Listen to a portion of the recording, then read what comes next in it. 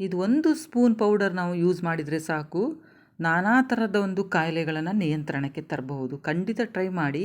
ತುಂಬ ಒಂದು ಹೆಲ್ಪ್ ಆಗ್ತದೆ ಹೆಲ್ತಿಗೆ, ಮತ್ತು ತುಂಬ ಈಸಿಯಾಗಿ ಇದನ್ನು ಮಾಡ್ಕೊಳ್ಬೋದು. ಒಂದೇ 1 ಸ್ಪೂನು ಈ ಪೌಡರನ್ನು ತಗೊಂಡ್ರೆ ಸಾಕಾಗ್ತದೆ. ನೋಡಿ, ಸ್ಟಾರ್ಟಿಂಗಲ್ಲಿ ನಾನು 1 ಸ್ಪೂನ್ನಷ್ಟು ಸೋಂಪಿನ ಕಾಳು ತೊಗೊಂಡಿದ್ದೇನೆ. ಇದು ಒಂದೇ ಅಳತೆಯಲ್ಲಿ ತೊಗೊಳ್ಬೇಕು. ಹಾಗೆಯೇ ಇದೇ 1 ಸ್ಪೂನಲ್ಲಿ ತೊಗೊಂಡಿದ್ದೇನೆ ನೋಡಿ ನಾನು. ಸೋಂಪಿನ ನಂತರ ನಾನು ಜೀರಿಗೆ ತೊಗೊಳ್ತಾ ಇದ್ದೇನೆ 1 ಸ್ಪೂನ್ನಷ್ಟು. ಅದರ ನಂತರ ಓಮದ ಕಾಳು ತೊಗೊಳ್ಬೇಕು ನೋಡಿ, ಓಮ ಸೇಮ್ ಮೆಜರ್ಮೆಂಟ್. ಹಾಗೆಯೇ 1 ಸ್ಪೂನ್ನಷ್ಟು ನಾನು ಮೆಂತ್ಯಕಾಳನ್ನು ಸಹ ಇದಕ್ಕೆ ಆ್ಯಡ್ ಮಾಡ್ತಾ ಇದ್ದೇನೆ. ಮೆಂತ್ಯಕಾಳು ಮಾತ್ರ ನೀವು ಇದನ್ನು ಸ್ಕಿಪ್ ಮಾಡ್ಬೋದು ಬೇಡ ಅಂತೇಳಿದರೆ. ಶುಗರೆಲ್ಲ ಇದ್ದರೆ ತುಂಬ ಒಳ್ಳೆಯದು, ಮತ್ತು ಕೂದಲ ಬೆಳವಣಿಗೆಗೆ ಎಲ್ಲದಕ್ಕೂ ಸಹ ತುಂಬ ಒಂದು ಒಳ್ಳೆಯದು, ಮತ್ತು ಶೀತ ಕೆಮ್ಮು ಅದಕ್ಕೆ ಸಹ ಒಂದು ಒಳ್ಳೆ ಮೆಡಿಸಿನ್ ಅಂತಲೇ ಹೇಳ್ತೇನೆ, ಮತ್ತು ಡೈಜೆಷನಿಗೆ ಅದಕ್ಕೆಲ್ಲ. ನೋಡಿ, ನಾನಿಲ್ಲಿ ಒಂದು ಕಡಾಯಿ ತೊಗೊಂಡಿದ್ದೇನೆ. ಸ್ವಲ್ಪ ಬಿಸಿ ಆದ ನಂತರ ಇದನ್ನು ಹಾಕಿ ನಾನು ಸ್ವಲ್ಪ ರೋಸ್ಟ್ ಮಾಡ್ಕೊಳ್ತೇನೆ, ಡ್ರೈ ರೋಸ್ಟ್. ಹಾಗೆಯೇ ಇದನ್ನು ಮಾಡಲಿಕ್ಕೆ ಅಂತೇಳಿದರೆ ನನ್ನ ಸಬ್ಸ್ಕ್ರೈಬರ್ ಒಬ್ಬರು ಒಂದು ಕಮೆಂಟ್ ಮಾಡಿದರು, ಗ್ಯಾಸ್ಟ್ರಿಕ್ಕಿಗೆ ಏನಾದರೂ ಒಂದು ಮದ್ದು ಇದ್ದರೆ ಹೇಳಿ ಅಂತೇಳಿ. ನೋಡಿ, ನಾನು ತೊಗೊಳ್ಳೋದು ಈ ಥರ ಒಂದು ಪೌಡರ್ ಮಾಡಿ ಕಷಾಯ ಮಾಡಿ ಕುಡಿತೇನೆ ನಾನು. ಅದಕ್ಕೇ ಮಾಡಿ ತೋರಿಸ್ತಾ ಇದ್ದೇನೆ. ಇದು ನಾನು ಮಾಡ್ತಾ ಇರೋ ಕ್ವಾಂಟಿಟಿ 1 ವಾರಕ್ಕೆ ನನಗೆ ಸಾಕಾಗ್ತದೆ. ನೀವು ಜಾಸ್ತಿ ಸಹ ಬೇಕಾದರೆ ಮಾಡಿ ಇಟ್ಕೊಳ್ಬೋದು. ಒಂದು ಟೈಟ್ ಆಗಿರುವಂಥ ಒಂದು ಬಾಕ್ಸಲ್ಲಿ ಇದನ್ನು ಸ್ಟೋರ್ ಮಾಡಿ ಇಟ್ಕೊಳ್ಬೋದು. ನೋಡಿ, ಇದು ರೋಸ್ಟ್ ಆಯ್ತು. ಈಗ ಸ್ವಲ್ಪ ಕಲರ್ ಚೇಂಜ್ ಆಗಿ ಅದರ ಪರಿಮಳ ಬರಲಿಕ್ಕೆ ಸ್ಟಾರ್ಟ್ ಆಗ್ತದಲ್ಲ, ಅಷ್ಟಾದರೆ ಸಾಕು. ಆಮೇಲೆ ಗ್ಯಾಸ್ ಫ್ಲೇಮನ್ನು ನೀವು ಆಫ್ ಮಾಡ್ಕೊಳ್ಳಿ. ಸ್ವಲ್ಪ ನಾನು ಮಾಡ್ತೇನೆ, 1 ಸೆಕೆಂಡಷ್ಟು ಇದಾದರೆ ಸಾಕು. ನೋಡಿ, ನಾವೀಗ ಇದು ಪದಾರ್ಥಕ್ಕೆಲ್ಲ ಮಾಡ್ತೇವಲ್ಲ, ಸಾಂಬಾರಿಗೆಲ್ಲ ಅಷ್ಟು ಇದಾದರೆ ಸಾಕು. ತುಂಬ ಕರಟು ಹೋಗುವ ಹಾಗೆ ಮಾಡ್ಕೊಳ್ಳಿಕ್ಕೆ ಹೋಗಬೇಡಿ. ಅದಕ್ಕೆ ಹೇಳಿದ್ದು ನಾನು ಲೋ ಫ್ಲೇಮಲ್ಲಿ ಇಟ್ಕೊಂಡು ಇದನ್ನು ಮಾಡ್ಕೊಳ್ಳಿ ಅಂತೇಳಿ. ಇದೀಗ ಆರಲಿಕ್ಕೆ ಬಿಡ್ತೇನೆ ನಾನು. ನೋಡಿ, ಆರಿದೆ. ಇದನ್ನು ಈಗ ನಾನು ಮಿಕ್ಸಿ ಜಾರಲ್ಲಿ ಹಾಕಿ ಪೌಡ್ರ್ ಮಾಡ್ಕೊಳ್ತೇನೆ. ನೈಸಾಗಿ ಪೌಡರ್ ಮಾಡ್ಕೊಳ್ಳಿ. ನೋಡಿ, ಪೌಡರ್ ಮಾಡಿ ತಂದೆ ನಾನೀಗ.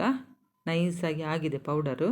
ನೀವು ಇದನ್ನು ಅಂದರೆ ನೀರು ಕುದಿ ತರಿಸಿ ಅದರಲ್ಲಿ 1 ಸ್ಪೂನಷ್ಟು ನೀವು ಹಾಕಿ ಕುದಿ ತರಿಸ್ಕೊಂಡು ಮತ್ತು ಸೋಸಿ ನೀವು ಕುಡಿಬಹುದು. ಇಲ್ಲ ಅಂತೇಳಿದರೆ ನೋಡಿ, ನಾನು ಎಂತ ಮಾಡ್ತೇನೆ ಹೇಳಿದರೆ, 1 ಸ್ಪೂನ್ ಈ ಪೌಡರ್ ಹಾಕ್ಕೊಳ್ತೇನಲ್ಲ, ಇದಕ್ಕೆ ಉಗುರು ಬೆಚ್ಚಗಿರುವಂಥ ನೀರನ್ನು, ತುಂಬ ಬಿಸಿಯಲ್ಲ, ಉಗುರು ಬೆಚ್ಚಗಿರುವಂಥ ನೀರನ್ನು ತಗೊಳ್ತೇನೆ. 1 ಗ್ಲಾಸಷ್ಟು ತೊಗೊಂಡಿದ್ದೇನೆ ನಾನಿಲ್ಲಿ. ಇದನ್ನೀಗ ಮಿಕ್ಸ್ ಮಾಡ್ಕೊಳ್ಬೇಕು. ಆಮೇಲೆ ಇದಕ್ಕೆ 1-2 ಇಂಗ್ರೀಡಿಯೆಂಟ್ಸ್ ನೀವು ಬೇಕಂತೇಳಿದರೆ ಆ್ಯಡ್ ಮಾಡ್ಬೋದು, ಇಲ್ಲ ಸ್ಕಿಪ್ ಸಹ ಮಾಡ್ಕೊಳ್ಬೋದು. ಆಮೇಲೆ ಇದನ್ನು ನೀವು ರಾತ್ರಿ ಊಟ ಆದ ನಂತರ ಇದನ್ನು ಕುಡಿಬೋದು.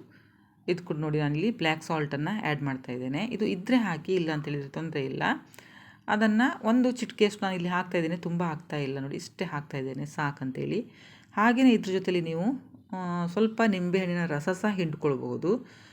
ನಾನು ಹಾಕ್ಕೊಳ್ಳೋದಿಲ್ಲ, ನನಗೆ ಅಷ್ಟು ಒಳ್ಳೆಯದಾಗೋದಿಲ್ಲ ನಿಂಬೆಹಣ್ಣಿನ ರಸ ಎಲ್ಲ. ನೀವು ಹಾಕ್ಕೊಳ್ಳೋದಿದ್ರೆ ಈಗ ಈ ಸ್ಪೂನಲ್ಲಿ ಒಂದು ಅರ್ಧ ಸ್ಪೂನಷ್ಟು ರಸನ ನೀವು ಇದಕ್ಕೆ ಆ್ಯಡ್ ಮಾಡ್ಕೊಳ್ಳಿ. ಬೇಕಂತೇಳಿದರೆ ನಾನಿಲ್ಲಿ ಹಾಕ್ತಲ್ಲ ನೋಡಿ, ನಾನು ಇಷ್ಟೇ ತೊಗೊಳ್ಳೋದು. ಇದನ್ನು ಚೆನ್ನಾಗಿ ಮಿಕ್ಸ್ ಮಾಡಿ ಸ್ವಲ್ಪ ಬಿಸಿ ಇರುವಾಗಲೇ ಇದನ್ನು, ಅಂದರೆ ಉಗುರು ಬೆಚ್ಚಗಿರುವಾಗ ಇದನ್ನು ಕುಡಿಬೇಕು. ಒಂದು ವೇಳೆ ನೀವು ರಾತ್ರಿ ಬೇಡ ಅಂತೇಳಿದರೆ, ಅಂದರೆ ರಾತ್ರಿದು ಕುಡಿದ ನಂತರ ಬೇರೆ ಏನು ಫುಡ್ ತೊಗೊಳ್ಳಿಕ್ಕಿಲ್ಲ. ಹಾಗೆಯೇ ಬೆಳಿಗ್ಗೆ ನೀವು ಎದ್ದ ತಕ್ಷಣ ಇದು ಫ್ರೆಶ್ ಅಪ್ ಆಗ್ತಿರಲ್ಲ, ಅದರ ನಂತರ ನೀವು ಇದನ್ನು ಖಾಲಿ ಹೊಟ್ಟೆಗೆ 1 ಲೋಟ ಕುಡಿಬಹುದು. ಇದು ಕುಡಿಯೋದ್ರಿಂದ ನಮ್ಮ ಹೆಲ್ತಿಗೆ ತುಂಬ ಒಂದು ಬೆನಿಫಿಟ್ ಸಿಗ್ತದೆ. ಇದು ಡೈಜೆಷನಿಗೆ ಒಳ್ಳೆಯದು, ವೆಯ್ಟ್ ಲಾಸಿಗೆ ಒಳ್ಳೆಯದು, ಮತ್ತು ನಮ್ಮ ಇಮ್ಯುನಿಟಿ ಪವರ್ ಜಾಸ್ತಿ ಆಗ್ತದೆ.